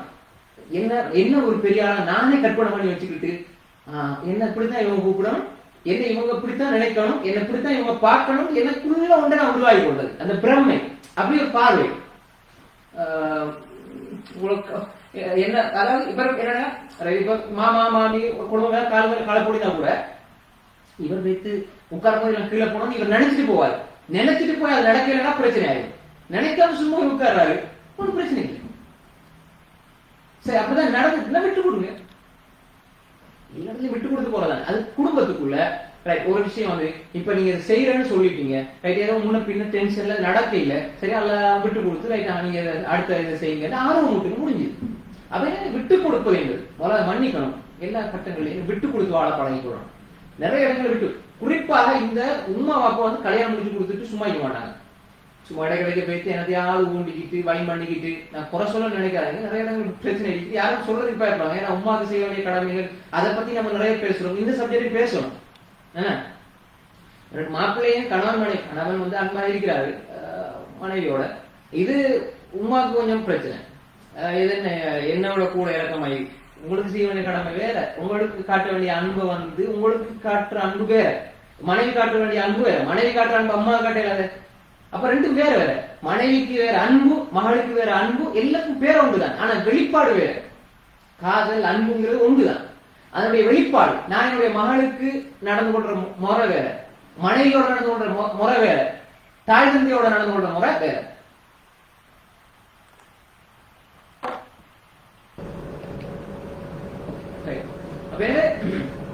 ரெண்டாவது விஷயம் நான் சொன்ன விஷயம் என்றால், அந்த விட்டு கொடுக்கக்கூடிய ஒரு நிலை, விட்டு கொடுக்கக்கூடிய ஒரு நிலை நம்ம மத்தியில உருவாக வேண்டும். அது எல்லா கட்டத்திலையுமே அதை உருவாகணும். அது ஒவ்வொருத்தரும் ஒவ்வொருத்தரும் அது உணர்ந்து கொள்ளணும். அது தாயாக இருந்தாலும் சரி, தந்தையாக இருந்தாலும் சரி, கணவனாக இருந்தாலும் சரி, மகனாக இருந்தாலும் சரி, மனைவியாக இருந்தாலும் சரி, ஒவ்வொருவரும் தன்னுடைய புறத்திலே இருந்து அந்த விட்டுக் கொடுக்கக்கூடிய ஒரு நிலையை உருவாக்கிக்கணும். அப்படி விட்டுக் கொடுப்பதன் மூலமாக குடும்பத்துக்கு மத்தியிலே சந்தோஷம். இப்ப நான் விட்டுக் கொடுக்க மாட்டேன், நான் என்னுடைய இடத்துல இருந்து தான் நான் யோசிப்பேன், நான் என்னுடைய இடத்துல இருந்து தான் இதை செய்வேன், நான் நினைக்கிறத நடக்கணும் என்று நினைச்சால் நிறைய பிரச்சனைகள் குடும்பத்துக்குள்ள வாரதுக்கான வாய்ப்பு இருக்குது. எனவே நாம் விட்டுக் கொடுக்கக்கூடிய ஒரு சூழ்நிலையை நாம் உருவாக்கிக் கொள்ள வேண்டும். இது குடும்ப வாழ்க்கையினுடைய அந்த குடும்ப உறவை சேர்ந்து வாழ்வதற்கு, குடும்ப உறவை சுமூகமான முறையில் வச்சுக் கொள்வதற்கு வழிகாட்டு. இரண்டாவது வழிகாட்டு. மூன்றாவதாக குடும்ப உறவை நாம் சேர்ந்து வாழ்வது. அது எப்படி எப்படி சேர்ந்து வாழ்றதுங்கிற கன்செப்ட் ஒரு சப்ஜெக்ட், அது வேற. சேர்ந்து வாழ்வதற்கான வழிகாட்டல்கள் அது நம்ம சொல்றோம். இன்னும் சில விஷயங்கள் இருக்குது, அதை செஞ்சா என்ன செய்யும், குடும்ப வாழ்க்கையில சந்தோஷம் மகிழ்ச்சி ஏற்படும். அது ஒரு விஷயம். இது அந்த நெருக்கடியான இந்த சூழ்நிலையில நாம் குடும்ப உறவுகளை தக்க வச்சுக் கொள்வது, குடும்ப உறவை பேணி பாதுகாத்துக் கொள்வதற்கு, பேணி பாதுகாத்துக் கொள்வதற்கான வழிமுறை. மூன்றாவதாக இந்த சகிப்புத்தன்மை, சகிப்புத்தன்மையை உருவாகும். எதையும் சகிச்சு கொள்ற பண்பு வரணும். சில பொழுது அந்த ஒவ்வொன்றோட இணைக்கப்பட்டதாக தான் இருக்கும். அதாவது மன்னிப்போட சம்பந்தப்படும், விட்டு கொடுப்போட சம்பந்தப்படும். சகிப்புத்தன்மை எதை சகிச்சு கொள்ளக்கூடிய ஒரு நிலையை நம்ம உருவாக்கிக்கணும். இப்ப உதாரணமாக ஒரு பெரிய பிரச்சனை வருது, அந்த பெரிய பிரச்சனையை நம்ம சகிச்சு கொள்றதுக்கு மனசுல அந்த தயார் நிலையை உருவாக்கி கொள்ளணும். ஹெய்ம் அல்ல ஹெய்ம்னு சொல்லுவோம். ரசூலுல்லாஹி ஸல்லல்லாஹு அலைஹி வஸல்லம் சொன்னாங்க, பனு அப்துல் கைஸ், அதாவது வஃத் அப்துல் கைஸ் சொன்ன நேரம் ரசூலுல்லாஹி ஸல்லல்லாஹு அலைஹி வஸல்லம் தலைவருக்கு அஸ்ஜத் அப்துல் கைஸுக்கு சொன்னாங்க, இன்ன ஃபீக லஹஸ்லத்தை, அல்லாஹ் தஆலா உங்கள ரெண்டு பண்பு உங்கள்கிட்ட இருக்குது. இன்ன ஃபீக லஹஸ்லத்தை, உங்கள்கிட்ட ரெண்டு பண்புகள் இருக்குது. அல்லாஹ் தஆலா அதை விரும்புகிறான். யுஹிப்புஹுல்லாஹ், அதான் அல்லாஹ் விரும்புகிறான். ஒன்று அல் ஹைம் வல் அனாத், அதுல ஒன்று இருந்தால் சகிப்புத்தன்மை, இரண்டாவது நிதானம். நிதானம் சகிப்பு, இந்த ரெண்டும் இருந்தால் அல்லாஹ் அதை விரும்புகிறான். அப்படியே நாம் சகிப்புத்தன்மையோடு செயல்பட வேண்டும். நான் சொல்லதானே, நான் சகிச்சு கொண்டிருக்கிறேன். இப்போ மனைவிக்கு நிறைய பிரச்சனைகள் இருக்கும், கணவனுக்கு பிரச்சனை இருக்கும். சில பொழுது சொல்ல மாட்டாங்க, சகிச்சு கொண்டே இருப்பாங்க. எல்லாத்தையுமே சொல்றது, இங்க கணவன் பேசினாலும் அம்மா கோல் போகுது, ஏதாவது சின்ன ஒரு விஷயத்துக்கு அம்மா பாப்பா கோல் போகுது. அதே போன்று இங்க கணவன் எதை எடுத்தாலும் என்ன மனைவி பத்தி அங்கால குடும்பத்துக்கு இப்ப சகிச்சு கொள்ற நிலை இல்லை. ரைட், அப்படித்தான் சின்ன சின்ன பிரச்சனைகள் வருது. சகிச்சு கொள்ளணும். தவறுகள் மன்னிக்கிறதுங்கிற ஒரு பாதையோட இந்த சகிச்சு கொள்ற ஒரு சூழ்நிலையை நம்ம உருவாக்கிக்கணும். நான் சகிப்புத்தன்மையோட இருக்கிறது. கிட்டத்தட்ட பொறுமைக்கு சின்ன வித்தியாசம் இருக்கு. பொறுமை சகிப்புத்தன்மை ரெண்டும் கிட்டத்தட்ட சின்ன வித்தியாசம் இருக்கு. அப்ப இந்த சகிப்புத்தன்மை என்பது நம்முடைய குடும்ப வாழ்க்கையில குறிப்பாக இந்த பொறுமைங்கிறது நம்ம என்ன ஒரு விஷயம் ரொம்ப பாதிக்கப்பட்டிருக்கின்ற பொழுது அது எல்லை கடந்த, அதாவது நமக்கு அந்த பொறுமைக்கு என்பது வரைவழக்கணமே இல்லை. அதாவது அசபுரிந்த சதமத்தின் ஊழா, என்ன கஷ்டம் வந்தாலும் அது அப்படியே நம்ம என்ன செய்யறது, அடக்கி வச்சு கொள்றது. இந்த சகிப்புத்தன்மை என்பது வலியோட நமக்கு இந்த குறிப்பா இந்த குடும்ப விஷயங்கள்ல இருந்தாலும் சரி, நம்முடைய பொருளாதார விஷயங்கள்ல இருந்தாலும் சரி, சகிச்சு கொள்றது. அதே நேரம் அதுக்கு அந்த வெளிப்பாடு, அதை எப்படி வெளிப்படுத்துறது, ஒரு விஷயத்தை வெளிப்படுத்துற விதமே தான். உதாரணமாக ஒருவர் பொறுமையாக இருக்கிறவர் கூட சில வார்த்தைகளை சொல்லிடுவார். பொறுமையாக இருக்கிறவர் கூட சில வார்த்தைகள் என்ன செய்ய, நான் பொறுமையாக இருக்கிறேன்னு சொல்லி கூட சில வார்த்தைகளை சொல்லுவார். ஆனா சகிப்புத்தன்மையோட இருக்கக்கூடியவர் சகிச்சு கொள்வார், அது பேச மாட்டார். இப்ப உதாரணம் சொல்லுங்க, சிலவங்க பொறுமையாக இருப்பாங்க, நல்ல பொறுமைசாலி. ஆனா ஒரு எல்லைக்கு வந்தோடனே கடுமையா திட்டுவாங்க. ஆனா சகிப்புத்தன்மையோட இருக்கிறாங்க, எல்லாத்தையும் சகிச்சு பழகிடுவாங்க. நபிமார்கள், ரசூல்மார்கள், அது சஹாபாக்கள் இருந்தாலும் சகிப்புத்தன்மை, பொறுமை ஒரு தனி அடாதான். அதே மாதிரி இந்த சகிப்புத்தன்மை என்பது இந்த பொறுமையோட சம்பந்தப்படுறது. இந்த பொறுமைக்குள்ள சகிப்புத்தன்மை வரும், ரெண்டுமே ஒன்றோட ஒன்று பிணைஞ்சதுதான். அப்ப இதை வெளிப்படுத்த எந்த அளவுக்கு நம்ம சகிச்சுட்டு இருக்கணுமோ சகிச்சு கொள்றது. கஷ்டங்கள், துன்பங்கள், குடும்பத்துல பிரச்சனை வரும், எல்லாத்தையுமே நம்ம சகிச்சு கொள்ளக்கூடிய ஒரு சூழ்நிலை உருவாக்கணும். இதை நண்பர்களுக்கு சொல்றது, உறவினர்களுக்கு சொல்றது, சின்ன சின்ன விஷயங்கள், எந்த விஷயத்தை எந்த அளவுக்கு நம்ம வைக்கிறோமோ அந்த அளவுக்கு வைக்கணும். நினைச்சா சில விஷயங்கள் இருக்குது நம்மளோட சம்மந்தப்படும், அதுக்கு மனைவி கூட நம்ம சொல்லக்கூடாது. யாராவது கணவனுக்கு நிறைய கஷ்டம் இருக்கும், ஆனா மனைவிட்டே பிள்ளைகிட்ட சொல்ல மாட்டாங்க. அதே மாதிரி மனைவிக்கு சில கஷ்டங்கள் இருக்கும், அதை அவங்க சகிச்சு கொண்டு அவங்க தனிப்பட்ட முறை அப்படி இருந்துருவாங்க. சில கட்டத்துல கணவனும் மனைவியும் சகிச்சு கொண்டு இருப்பாங்க, பிள்ளைகளுக்கு காட்ட மாட்டாங்க. சில கட்டத்துல குடும்பத்துக்குள்ள கஷ்டம் இருக்கு, வெளியே சொல்லிக் கொள்ள மாட்டாங்க. அதான் சகிப்புத்தன்மை. இது நமக்கு புரிஞ்சுக்கணும். ஒரு சின்ன பிரச்சனை வந்தாலும் என்ன செய்யறது, ஊர் முழுக்க கூப்பிட்டு இப்படி வந்துட்டு இப்படி நடந்துட்டு அப்படியான்னு சொல்றது ஜாகிலிய பண்பு. அது எல்லா கட்டங்கள்லையுமே அந்த அந்த சகிப்புத்தன்மையை நம்ம உருவாக்கி கொள்ளணும்னா அது ஒவ்வொருத்தரும் நான் பெரும்பாலான விஷயங்களை நான் சகிச்சு கொள்வேன், எதையெல்லாம் சகிச்சு கொள்ளணும்னு நமக்கு விளங்கும், நமக்கு புத்தி சொல்லும். இதை நம்ம சகிச்சு கொண்டால் நிச்சயமாக குடும்ப உறவுகளை இது செயற்படாது. அப்படின்னா நிச்சயமாக அதை நம்ம என்ன செய்யணும், பெரிய பாதத்துக்கு கொள்ள வேண்டும். நானாவது புரிந்துணர்வு உண்டாகும். புரிந்துணர்வு அதாவது இது மிக முக்கியமான ஒரு அம்சம். புரிந்துணர்வுங்கிறது என்னென்றால் ஒவ்வொருவரும் உங்களை நான் புரிஞ்சு வச்சு, அதாவது பழகுறது அல்ல. புரிந்துணர்வு பழகுற நிறைய கணவனை பழகுறாங்க, அன்பு கொள்றாங்க, புரிந்துணர்வு இல்லை. ரசூல் ஸல்லல்லாஹு அலைஹி வஸல்லம் ஆயிஷா நீ எப்ப கோபமா இருக்கிற எப்ப சந்தோஷமா இருக்கிற எனக்கு தெரியும். அப்ப பாக்குற பார்வையிலேயே ரைட் இந்த சூழ்நிலை இப்படித்தான் புரிஞ்சுப்பாங்க. இப்ப இது குடும்ப வாழ்க்கையில மிக முக்கியமான ஒரு விஷயம். உம்மா மகனை பார்த்தோன்னே மகனுக்கு ஏதோ பிரச்சனை புரிஞ்சுப்பாங்க. கணவன் மனையை பார்த்து, மனைவி கணவனை பார்த்தா, உம்மாக்கு பிள்ளைய பார்த்தோன்னு விளங்கிடும், பிள்ளைக்கு உமா பார்த்தோம் இன்றைக்கு உமா ஏதோ பிரச்சனை என்னதான் சொல்லாடி சொல்லு, ஒவ்வொரு பேச்சிலையும் அவன் கண்டுபிடிப்பாங்க. இப்படி புரிந்துணர்வு. சில ஆட்கள் மாறி மாறி என்னத்தை சொன்னாலும் விளங்காது. கொண்டாடி அதை சொல்லுவா இதை சொல்லுவா அப்படி சொல்லுவா அப்படி சொல்லுவா, எப்படியா விளங்கப்படுத்த பாப்பா அது விளங்காது. அது மாதிரி சில விஷயங்களுக்கு பிடிவார். உமா பாப்பா எடுத்துக்கொண்டா சில இடங்கள்ல பிடிவார். அது மாதிரி மனைவிக்கு பிடிவார், கணவனுக்கு பிடிவார். இந்த புரிந்துணர்வு இல்லாம ஒவ்வொருத்தரும் நம்ம புரிஞ்சுக்கணும். ஒவ்வொருத்தருடைய எங்களுக்கு 100க்கு 100 வந்து ஒவ்வொருத்தருடைய மனசையும் தோண்டி பார்க்கிறாரு. ஆனால் அந்த புரிந்து கொள்ற அந்த உணர்வால் தான் எங்களுக்கு தந்திருக்கிறான். அது ஒரு நெருக்கமாக அந்த உணர்வு எங்களுக்கு மத்தியில எங்களுக்கு அது ஒரு இயல்பாக ஏற்படும். இன்னைக்கு இவர் கோபத்தோட இருக்கிறாரு, இன்னைக்கு இவர் சந்தோஷத்தோட இருக்கிறாங்க, இவங்களோட இந்த கட்டத்துல எப்படித்தான் நம்ம நடக்கணும். ஒரு ஆள் நல்ல ஜோக் அடிச்சுட்டு நல்ல சந்தோஷமா இருப்பாரு, அவர் ஊர்ல மௌத்தா இருப்பாங்க, இவர் போய் ஜோக் அடிச்சுட்டு இருப்பாரு. அப்படி அல்ல, எல்லா கட்டத்திலையும் எல்லா மாதிரி எல்லாரும் நடக்கக்கூடாது. ஒரு நல்ல ரொம்பவே கஷ்டமா இருக்கிற ஒரு ஆள் ஃபீல் பண்ணி கொண்டிருக்கும், நமக்கு ரொம்ப அழகா ஆறுதல் சொல்லணும். அவர் மேல தோட கட்டு ஜோக் அடிக்க ஆரம்பிச்சு அவர் இதாகிடுவார், டென்ஷன் ஆகிடுவார். அப்படி இல்லை, ஒவ்வொருத்தரையும் பார்க்கணும். ஒவ்வொருத்தருடைய நிலை எப்படி இருக்குது அப்படிங்கிறது புரிஞ்சு வரணும். இந்த புரிந்துணர்வு இல்லாததாலதான் நிறைய வீட்டுகள பிரச்சனை, நிறைய குடும்பத்து மத்தியில பிரச்சனை. உதாரணம், நம்முடைய வேலை, நம்முடைய பிஸி, நம்முடைய சில பகுதிகள் இருக்கும். அதை நான் என்ன வச்சு ஒவ்வொருத்தரும் அவங்கள வச்சுதான் பார்க்கிறோம். உதாரணம் வச்சு கூட பாருங்க, நான் உங்க இடத்துல இருந்து பார்க்கணும், நீங்க எந்த இடத்துல இருந்து பார்க்கணும். இப்ப உதாரணமா சொல்லுங்க, நான் உங்களுக்கு ஒரு கேள்வி கேட்கிறேன். இப்ப ஒரு பெரிய ஆலிமா ஹசர் பைக்கிறாரு, உதாரணம் பெரிய ஒரு ஆலிமா. இப்ப நம்ம அவருக்கு 50 கேள்வி, நான் ஒரு 50 கேள்வி கேட்டு போட்டு நான் நினைக்கிறேன் தெரியுமா, நான் வெட்டியா இருக்கிறேன், இப்ப நான் ஃப்ரீ ஆகிக்கிறேன், சரியா? இப்ப மசாலா அவர் நான் எப்படி இருக்கிறேன் அது மாதிரிதான் அவர் நிற்கிறார் நினைச்சு போட்டுதான் அங்க நாம யோசிக்கிறோம். அவரு குடும்பத்துல பிரச்சனை இருக்கும், மாப்பாட பேசி ஒரு மாசம் ஆயிருக்கும், அந்த அளவுக்கு டென்ஷன்ல இருப்பாரு. அதே மாதிரி அதான் அசல் அவர் 50 அனுப்புவார். இப்படி ஒரு 50 பேர் அனுப்புனா எப்படி? கடைசியில் அது ஒண்ணுக்கு பதில் வர இல்லை என்ன கடைசியில சொல்லுவாங்க, சலாத்துக்கும் பதில் மனுஷன் அனுப்பிட்டு போவாங்க. அவன் மூத்தார இடத்துல இருப்பான், அவனுக்கும் இருக்கிற டென்ஷனுக்கு அவன் எப்படியே இருப்பான்.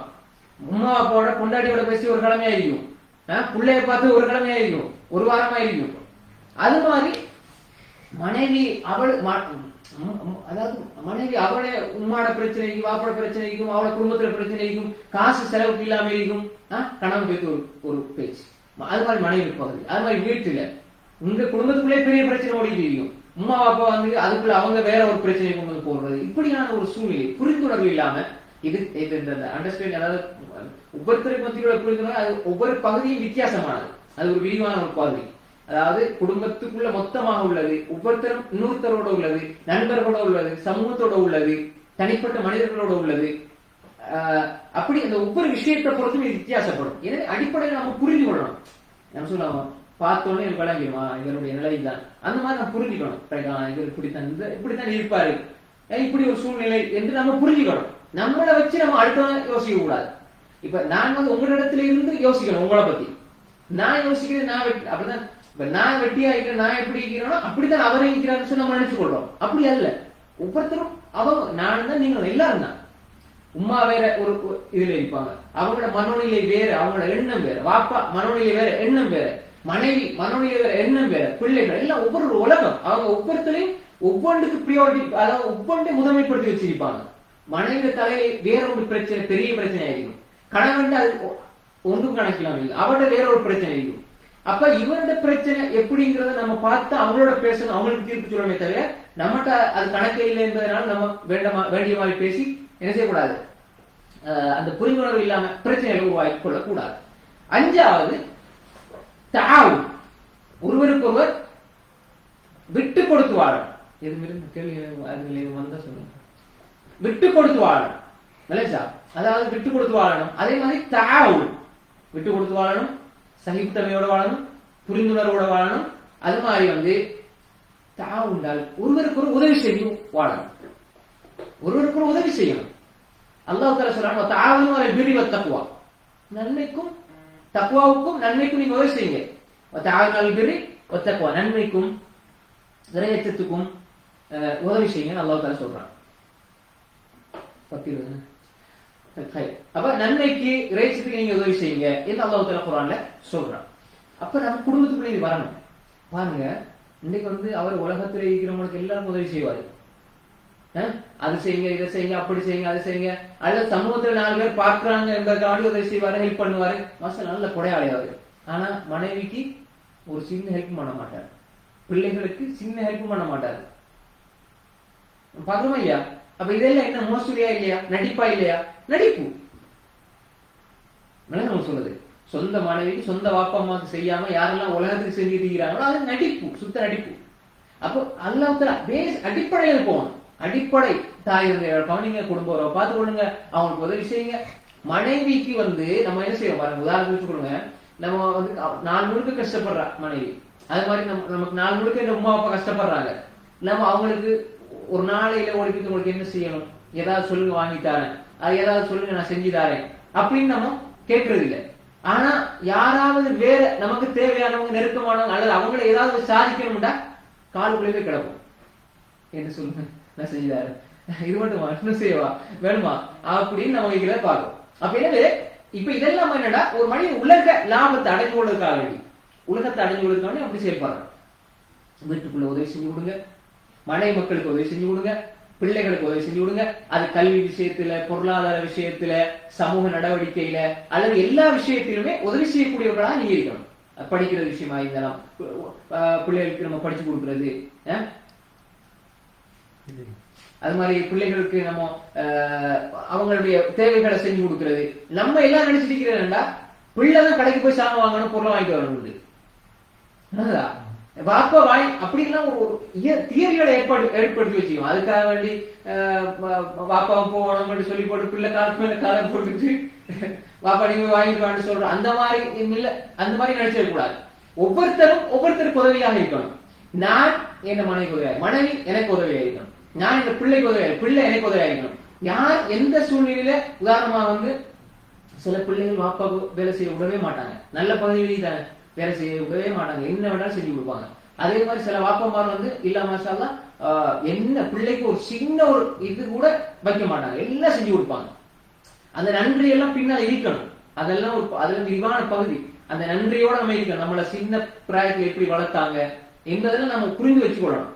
பெருசாகி போனது நான் கொஞ்சம் ஃபேமஸ் ஆகி நான் பெரிய ஆள், நான் இப்படி இந்த கட்டத்துக்கு வந்துட்டேன், என் பாப்பா என்ன அம்மா என்ன உதவி தர்றது இல்ல, நல்லதானே? அப்படியா உதவி செஞ்சு கொடுக்கணும். அப்ப உதாரணமா ஒரு இடத்துல இருக்காரு, பக்கத்துல ஒரு நெருங்கிய உறவினர்கள் சொந்தக்காரர் இருக்கிறாங்க, கஷ்டப்படுறாங்க, உதவி செய்யுங்க. நிறைய பேர் நம்ம பார்க்கலாம், நிறைய பேர் இங்க எவ்வளவு கஷ்டப்படுறாங்க, வெளிநாடுகள் ரொம்ப கஷ்டப்படுறாங்க, அவங்களுக்கு சரியான சாப்பாடு இல்ல, தூங்குறதுக்கு சரியான ஒரு வசதி இல்ல, ஆனாலும் குடும்ப உறவுகளுக்கு செலவழிக்கிறாங்க, குடும்பத்துக்கு செலவழிக்கிறாங்க, பிள்ளைகளுக்கு செலவழிக்கிறாங்க, எவ்வளவு கஷ்டப்பட்டு செலவழிச்சு கொண்டிருக்கிறாங்க. அப்ப எனவே இப்படி நம்ம எங்களுக்கு மத்தியில உதவி செய்யற பண்பாடுகளை, உதவி செய்யற பழக்கத்தை நம்ம உருவாக்கி கொள்ள வேண்டும். இது 5வது. 6வது, அதிகமாக பாராட்டணும். இது பாராட்டுறது, புகழ்றது எல்லாம் சுன்னா.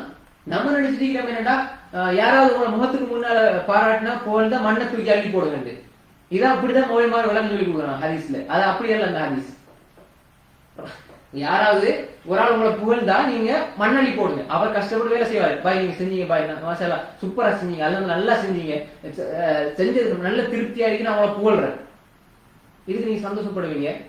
இன்னும் இதை செய்யணும்னு உங்களுக்கு ஆர்வம் வரும். நான் செஞ்சது சுன்னா, உங்களுக்கு மத்தியில் ஒரு ஆர்வத்தை அது உண்டாக்குது. இது ஒரு அழகிய சுன்னா. அதோட கூட நீங்க அது கொஞ்சம் அப்படிதான் நல்ல, கொஞ்சம் அப்படின்னு நல்ல வேணாம். அவரை செய்யறதும் இல்லை, செய்ய விடுறதும் இல்லை. அது குடும்பத்துல அப்படிதான். அப்போ வந்து புகழ்றது பாராட்டுறது. இந்த ஹரிசி சொல்றாங்க, யாராவது புகழ்ந்தா மண்ணாளி போடுங்க, யாராவது உங்களை புகழ்ந்தா, அதாவது அவங்களோட முகத்துல அல் வச்சு வருது. அப்ப அவங்களோட முகத்துல மண்ணாளி போடுங்கன்னு வருது ஹரிஸ். இது என்ன? ரசூல் அபூபக்கர் ஃபில் ஜன்னா, அதோட வேற என்ன புகழ்ச்சி வரும்? அபூபக்கர் சொர்க்கவாதி. உலகத்துல உங்களை பார்த்து சொர்க்கவாதின்னு ரசூல் சொன்னாங்கன்னா அதை விட வேற என்ன புகழ்ச்சி, அதை விட வேற என்ன புகழ்ச்சி வேணும்? அபூபக்கர் ஃபில் ஜன்னா, உமர் ஃபில் ஜன்னா, உஸ்மான் ஃபில், கண்ணுக்கு முன்னுக்கு தான் சொன்னாங்க. சஹாபாக்கள் ஒரு புகழ்ந்தாங்களே. அந்த ஹதீஸ் என்ன சொல்ல வருதுன்னா, அந்த புகழ, அதாவது புகழ்ந்த ஏதாவது கிடைக்கும், அல்லது புகழ்றதுனால உலக லாபத்தை எதிர்பார்த்து, அல்லது இல்லாத சொல்லி போடுறது, அதாவது இல்லாத பொருளாதாரத்தை சொல்லி குறிப்பாக இதை நம்ம பார்க்கிறோம். முந்தைய காலத்து அரசர்களை பொறுத்தவரை அவங்க கவிதைகள் வந்து போடுவாங்க, இல்லாத பொருளாதார விஷயங்கள் எல்லாம் சொல்லுவாங்க. ஏன்னா இவருக்கு காசு கிடைக்கும், பைசா கிடைக்கும். அது மாதிரி வந்து இல்லாத பொருளாதாரத்தை சொல்லி சும்மா போடுறது இருக்குது, வஞ்சக புகழ்ச்சின்னு இருக்குது. வணங்கா ஏதாவது ஒண்ணு. ஆனா உள்ளத்துல வந்து பச்சை சைத்தாவினார், ஆனா எல்லாருக்கும் ஒண்ணு போடுறது, இப்படி செய்யறது ஒன்று இருக்குது. அடுத்தது இயல்பா ஏதாவது ஒண்ணு எடுத்துக்கொள்ளணும். உண்மையை சொல்லி நான் உங்களை போடுற பாராட்டுன்னா அது சுன்னா.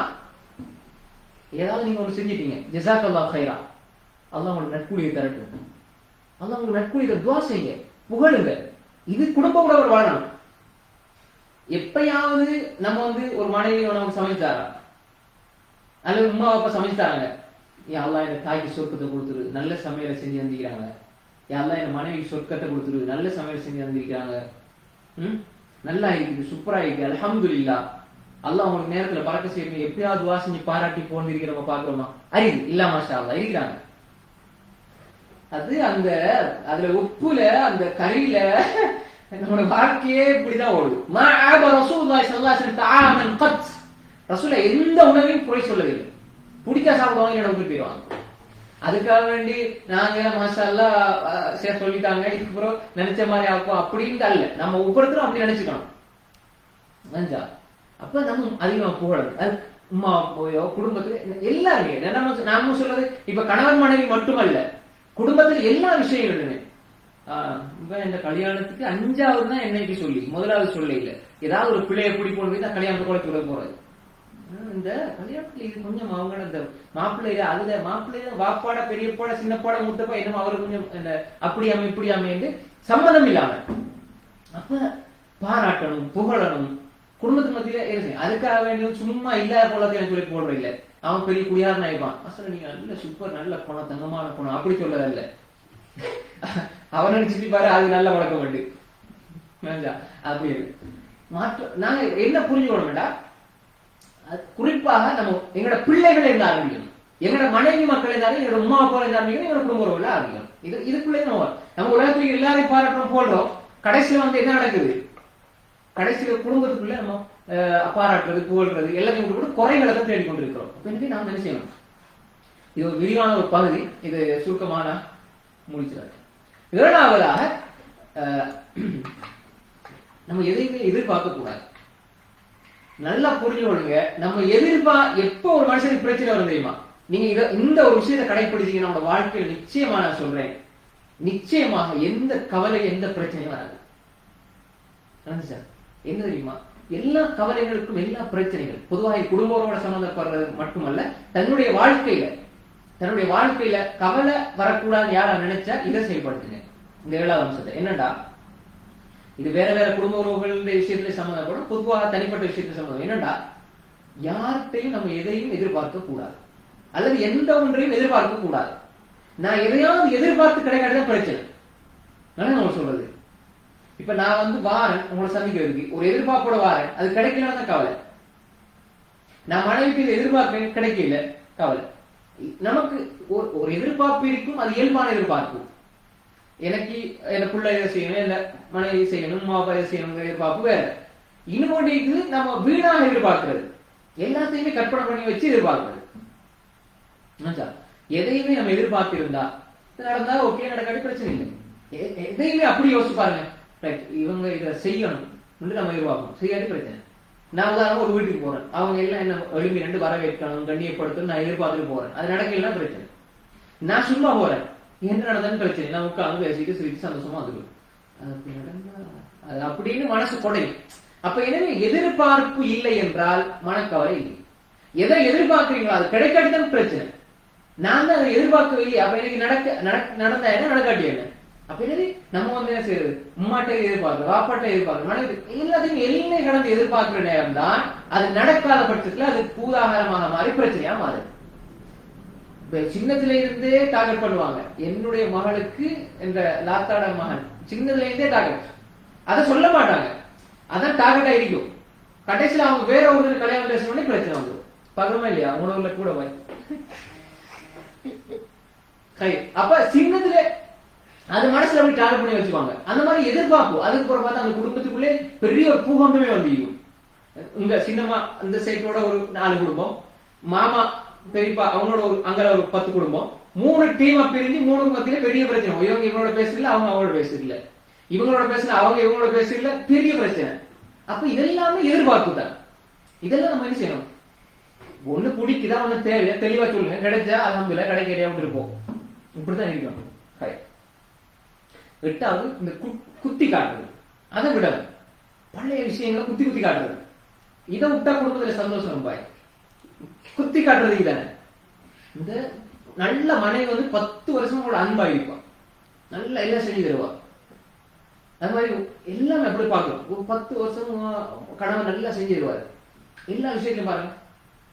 ஏதாவது ஒரு சின்ன பிரச்சனை வந்துருந்தா, உன்னோட வாப்பா எப்படிப்பட்டாலும் தெரியுமா, ஆனா இவையோட தங்கமான பிள்ளை, இவர் மாப்பிள்ளையோட தங்கமான ஆள், இவரு உண்ட வாப்பா எப்படி தெரியுமா, உண்ட அம்மா என்ன தெரியுமா.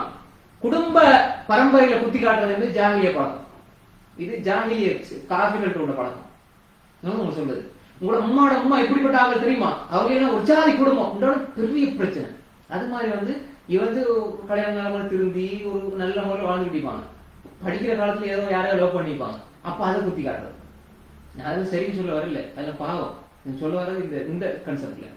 அது மாதிரி வந்து சாச்சா சாட்சி அவங்களோட பிசினஸ் என்ன தெரியுமா, இவங்க 7 மாணவர்கள் திருத்திற்கு முயற்சி செஞ்சுட்டே இருப்பாங்க, அவங்க தவறான முறையில் போயிட்டே இருப்பாங்க, இவங்க திருத்திற்கு முயற்சி செஞ்சிருப்பாங்க.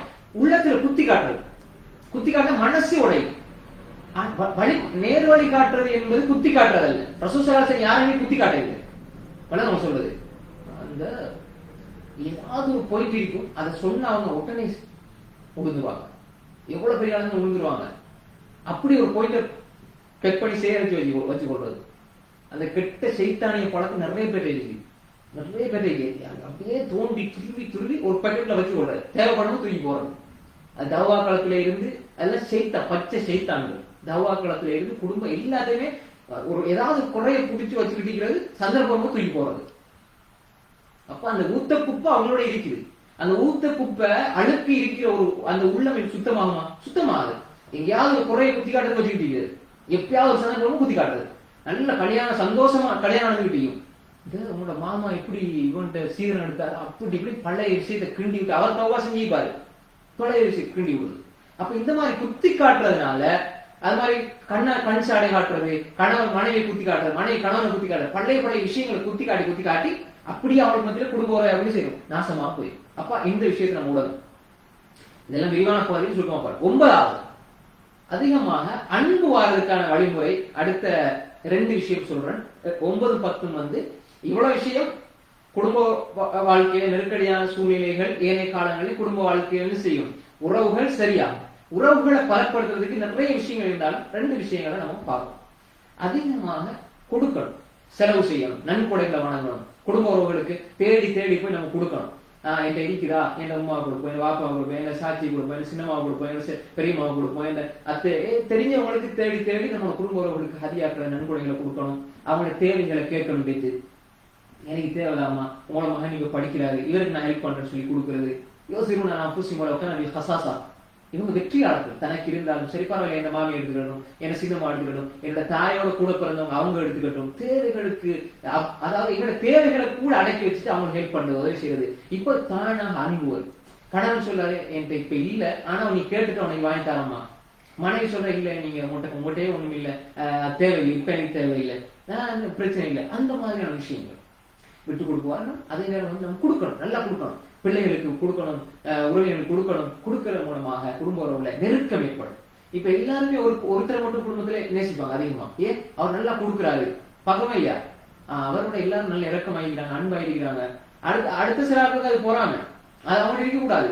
ஆனா அவர் நல்லா செஞ்சுக்கிட்டு இருப்பாரு, எல்லோருடைய அன்பா இருப்பாரு, அவரை எல்லாரும் நேசிப்பாங்க, கண்ணியப்படுத்துவாங்க.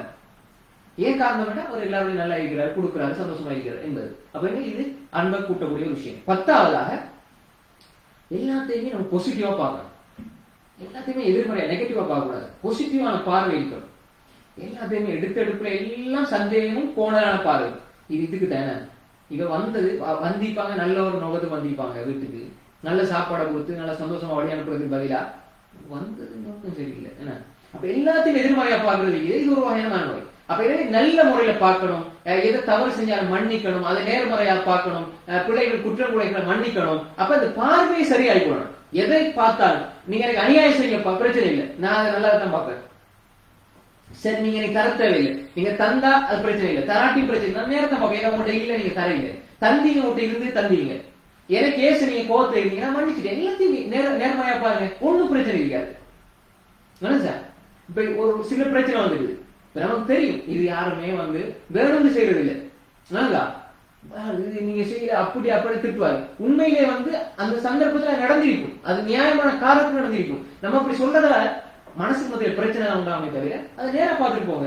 நமக்கு ஈகோ வச்சுக்கொண்டு நமக்கு மத்தியில வந்து நான் என்ன விட்டு கொடுக்க மாட்டேன் எண்ணத்துல எல்லாத்தையும் சரியானதெல்லாம் பிள்ளையா பார்த்து ஒரு நிலையை வந்தா அவங்களுக்கு பிரச்சனை இருக்காது. அவங்க ஒரு ஏச்சுவாங்க, 2 நாள் 3 நாள் அதுக்கு கவலைப்படாம விட்டுருவாங்க. ஆனா நமக்கு என்ன செய்யும்? அது பாதிப்பாக ஆகும். நாளடைவுல அந்த ஹன்னாஸ் அல்லது யோசிச்சு மனித மனங்களுக்கு மத்தியில் அந்த வசுவாசம் உண்டாகிறது, அது அப்படியே மாறி நிறைய பேருக்கு இந்த பிரச்சனை இருக்கு. அதாவது எங்க போனாலும் இவங்க என்ன பத்தி தான் பேசுறாங்க, குடும்பம் அங்க போனா அவங்க எதையோ பேசிப்பாங்க, இவர் போனா அது அடுத்தவனை பார்த்து பார்த்து பார்த்து பழகிட்டுது, அடுத்தவனை பார்த்து அந்த பார்வை பார்த்து பழகிட்டுது. குறைய மறக்க தெரியாது, விட்டு கொடுக்க தெரியாது, நேரா பாசிட்டிவா பார்க்க தெரியாது. இப்ப என்ன பிரச்சனை? எல்லாத்தையும் பார்த்து பார்த்து பழகி அவர் போற இடத்துல எல்லாம் என்ன பத்தி தான் பேசுறாங்க, உங்களை 2 பேர் சிரிச்சு பேசிட்டு இருப்பாங்க, இவங்க என்ன பத்தி தான் பேசுறாங்க. அப்ப எனக்கு அப்படியான ஒரு சூழ்நிலை உருவாகும். எனவே நாம் எல்லாத்தையும் நேராக பார்க்கணும். சரி, இந்த பார்வையில நல்லதை பார்க்கணும். சரி, இந்த கட்டத்துல இவங்க இப்படி செஞ்சிட்டாங்க, ஏதோ தேவை இருக்கும். நம்ம மனைவிக்கு ஒரு 5 கோல் எடுக்கும், அவன் இங்க பாத்ரூம்ல எங்க போயிருப்பா, நமக்கு தெரியாது, அவன் எங்கேயோ நம்ம எங்கேயோ. இப்போ 5 கோல் எடுக்க கோல் எடுக்கலையே எரும மாடு அப்படி நம்ம திட்டுறோம். ஆனா டொய்லெட் போயிருப்போம், பாத்ரூம்ல இருப்போம், நியாயமான காரணம். அதுக்காக ஒரு 5 நாள் பேசாம இருக்கிறது பக்கமே இல்லையா? நிறைய பேருக்கு அந்த மூணு, அதாவது அவங்க யோசிக்கிறே இல்லை. அந்த மாதிரி ஒரு மனுஷனால எந்த கட்டத்துல இருக்கா, என்ன நிலையில இருக்கான், அது நம்ம பார்க்கல, எல்லாத்தையும் எதிர்மறையா பார்க்குது. அப்படி பார்த்தா பிரச்சனை கூடுமை தவிர குறையாது. எனவே இந்த 10 அம்சங்களையும் இந்த கட்டத்தில் மட்டுமல்ல எல்லா கட்டங்களிலையும் நாம் என்ன செய்வோம், கடைபிடித்தால் குடும்ப உறவு பிரச்சனைகள் குறையும், அன்பு அதிகரிக்கும், குடும்ப சேர்ந்து வாழக்கூடிய ஒரு சூழல் உருவாகும். இதன் மூலமாக அடுத்த பல விஷயங்கள் இருக்குது. உணவு சமைச்சு கொடுக்கிறது, அவங்களை அடிக்கடி போய் சந்திக்கிறது, பிள்ளைகளுக்கு நசீகத் செய்யறது, குடும்ப உறவுகள் ஒன்றா சேர்ந்து நல்ல விஷயங்கள் ஏற்படுறது, குரானை படிச்சு கொடுக்கிறது, ஹதீஸை படிச்சு கொடுக்கிறது, அந்த ஹல்காக்கள் உருவாக்குறது, இப்படி பல விஷயங்கள் அடுத்தடுத்த கட்டங்கள் அதை அந்த டெவலப் பண்றதுக்கான சில விஷயங்கள் இருக்கு. இன்ஷா அல்லாஹ் அதை வேற ஒரு சந்தர்ப்பத்தில் பார்ப்போம். நான் குடும்பத்துக்கு மத்தியில், குறிப்பாக கணவன் மனைவி, உமா அப்பா, என் சகோதர சகோதரிகளுக்கு மத்தியில நம்ம இந்த விஷயங்களை கடைபிடிப்போம். எங்களோட குடும்பத்தை சந்தோஷமாக இருக்கும்போது எங்களோட மன சந்தோஷமா இருந்தா எங்களோட வாழ்க்கை சந்தோஷமா இருந்தா அந்த இபாதத் செய்யறதுக்கு நிறைய சந்தர்ப்பங்கள் எங்களுக்கு கிடைக்கும். அப்படிப்பட்ட நல்ல சந்தர்ப்பத்தை அல்லாஹ் தஆலா எனக்கும் உங்களுக்கும் ஆக்கிடுவானாக, தந்தருவானாக. எப்படி நாங்கள் இதை கேட்டோமோ அதன்படி அமல் செய்யக்கூடிய நன்மக்களாக அல்லாஹ் என்னையும் உங்களையும் ஆக்கிடுவானாக. வஆகிரு தஅவானா அனில் ஹம்துலில்லாஹி ரப்பில் ஆலமீன். வஸ்ஸலாமு அலைக்கும் வரஹ்மத்துல்லாஹி வபரகாத்துஹு.